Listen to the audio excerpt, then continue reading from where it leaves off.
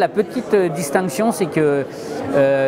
on est beaucoup sur le terrain, dans des conditions qu'on découvre souvent parce que les stades on ne les connaît pas tous, parce que les salles on ne les connaît pas toutes, et du coup eh bien, on a ce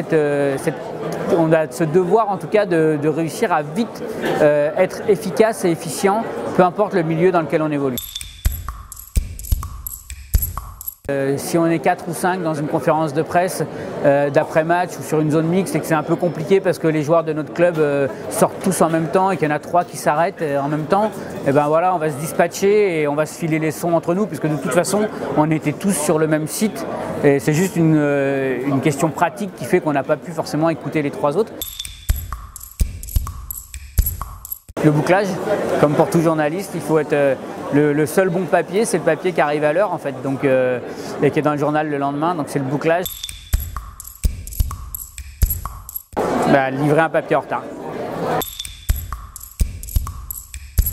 Je pense que je garderai quand même les Jeux de Londres dans leur globalité, avec le temps fort de ce moment de paracyclisme dans une ambiance incroyable. Et surtout, c'était un Français, Laurent Thirionnet, qui jouait la médaille de bronze contre un Écossais. Il avait toute la salle contre lui et je me souviens de sa réaction quand on s'est vu en zone mixte. C'est waouh, c'est génial, ça fait du bien d'avoir un Français, de parler français, puisqu'il n'y avait pas beaucoup de médias français qui étaient sur place.